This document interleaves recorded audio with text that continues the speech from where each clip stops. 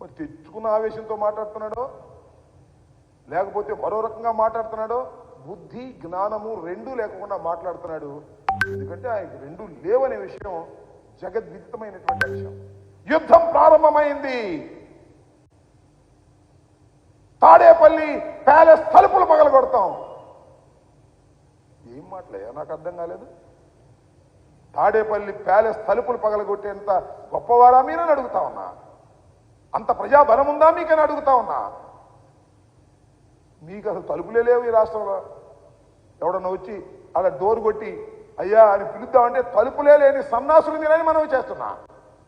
చంద్రబాబుకి ఈ రాష్ట్రంలో తలుపులు లేవు అంటే ఇల్లు లేదు, లోకేష్కి ఇల్లు లేదు, పవన్ కళ్యాణ్కి ఇల్లు లేదు. ఈ రాష్ట్రంలో ఇల్లు లేని వారు మీరు.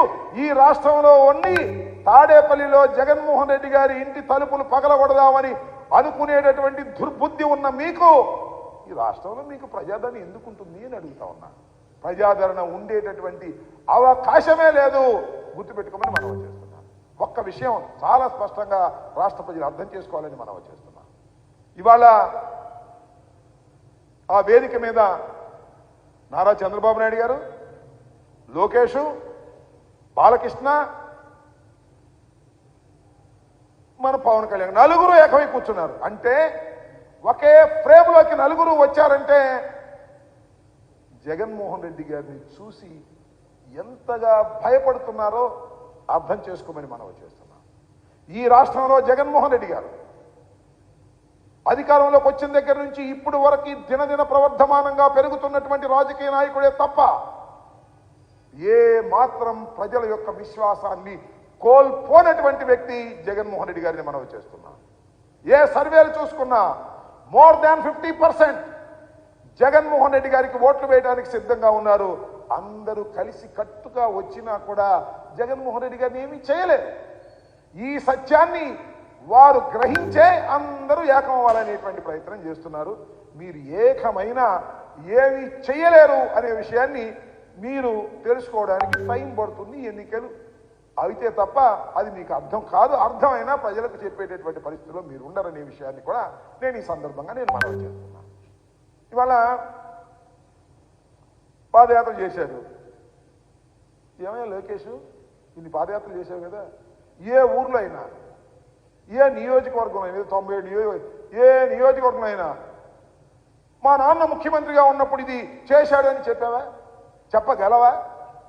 నేను మనవి చేస్తున్నా, ఏ నియోజకవర్గం నువ్వు వెళ్ళినా ఏ గ్రామం వెళ్ళినా అక్కడ కనిపించేవి జగన్మోహన్ రెడ్డి గారు ప్రతిష్ఠ చేసినటువంటి పథకాలు, జగన్మోహన్ రెడ్డి గారు నిర్మించినటువంటి సెక్రటేరియట్లు, జగన్మోహన్ రెడ్డి గారు నిర్మించినటువంటి వెల్నెస్ సెంటర్లు, జగన్మోహన్ రెడ్డి గారు నిర్మించినటువంటి ఆర్బీకేలు, జగన్మోహన్ రెడ్డి గారు పంచినటువంటి అనేక సంక్షేమ కార్యక్రమాలు అందుకున్న ప్రజలని మనం చేస్తున్నా. రేపు 3,000 రూపాయలు ఇవ్వబోతున్నాడు జగన్మోహన్ రెడ్డి గారు అని మనం చేస్తున్నాం. ఇలా ఎక్కడికి వెళ్ళినా జగన్మోహన్ రెడ్డి గారు చేసినటువంటి అభివృద్ధి కార్యక్రమాలే కనిపించాయి. కానీ మీ నాన్న చేసిన 14 సంవత్సరాల్లో మీ నాన్న చేసిన పరిపాలన యొక్క సూచనలు ఎక్కడైనా కనిపించాయా? గుర్తుపట్టావా? చెప్పగలిగావా అని నేను అడుగుతాను ఈ సందర్భంగా.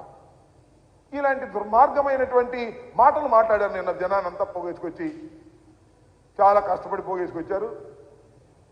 ఎంతమంది జనం వచ్చారో మీ అందరికీ తెలుసు. ఒక అట్టర్ ఫ్లాప్ అయినటువంటి కార్యక్రమం.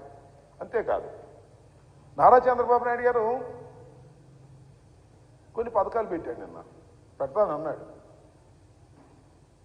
ఏది అమ్మ ఒడికి బదులేదో ఒక కార్యక్రమం 15,000 రూపాయలు ఇస్తాను అనేటువంటి మాట, 18 ఏళ్ళు నిండినటువంటి మహిళకి 1,500 రూపాయలు ఇస్తా అనే మాట, 3 సిలిండరు. నేను అడుగుతా ఉన్నానయ్యా చంద్రబాబు నాయుడు గారు, అసలు నీకు సిగ్గు చెరవ లేదయ్యా.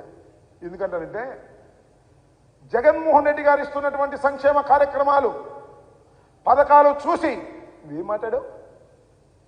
జగన్మోహన్ రెడ్డి గారు అందరికీ పథకాలు ఇచ్చేస్తున్నాడు, దోచేస్తున్నాడు, ఖజానా అంతా పేద ప్రజలకు పనిచేస్తున్నాడు, చివరికి ఇది శ్రీలంకలాగా అయిపోతుంది అని చెప్పారుగా.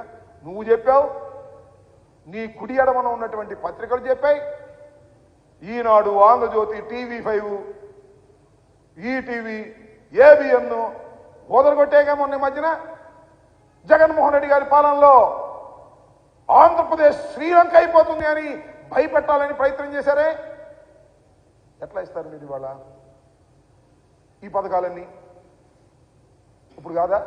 అంటే మీరు విషం కక్కేటటువంటి ప్రయత్నం చేశారే తప్ప మీకు చిత్తశుద్ధి లేదు అని మనం చేస్తున్నాం. అసలు ఏందే నాకు అర్థం కాలేదు చంద్రబాబు నాయుడు గారు. మీరు అసలు ఏ హామీ నిలబెట్టుకున్నారండి?